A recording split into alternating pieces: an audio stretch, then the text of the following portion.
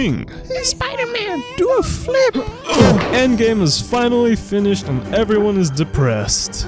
Just like you. Because if you don't know already, Captain America went back in time and got a wife and Alzheimer's. Black Widow did a Gwen Stacy, and the lead hero and main icon of Marvel and its whole cinematic universe died tragically. And also Iron Man.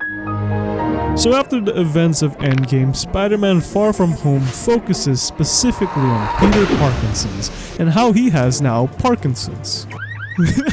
And the movie starts with Peter in Brooklyn talking to Aunt May. No, not the Guilfoyle. No, wait, no, that's... And they're talking about their emotions and how they should just... reproduce. Anyways, both of them are very sad, but Peter has to get out. Literally. He goes to school. And that's when Peter cries. And whilst he's crying to school, he sees a man. Iron Man. It was just a picture. When he gets to school, he starts talking to Ned, and they start talking about how they're going far from home. Not because of deportation, because of school. And that's when Ned gets scared, and he says to Peter, "Bro, I don't have a passport," and he freaks out. So Peter, being the emotionally unstable orphan boy that he is, steals a fake passport for his suit-hacking, lovable diabetic friend. And after that, the whole class happily gets on a plane.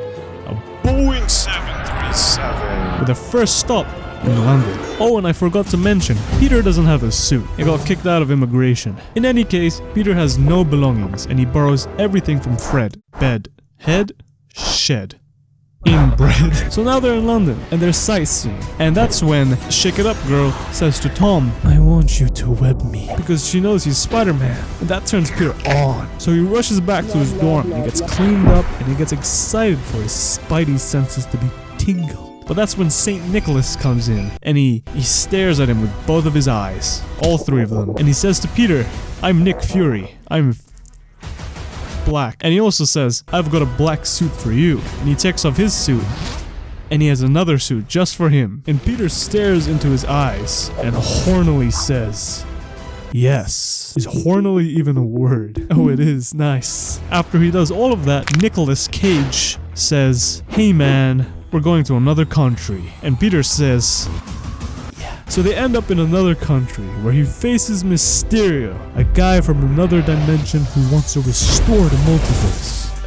And Mr. N says to Peter, "No, this guy's good." And Pete says, "Alright." And he ends up wanting Mysterio to become his next Iron Daddy. And they end up doing some battles against villains of the Avatar, where, plot twist, they were actually creatures developed by Mysterio. Yeah, you didn't see that coming, huh?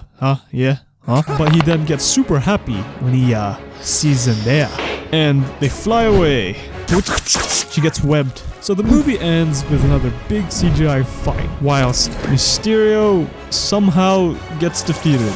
I really don't know. And they all live happily ever after until the end credits, when Tobey Maguire and Andrew Garfield come in as Goblin and Venom, and Disney explodes, and I combust. Anyways, that's what happened. So, the end.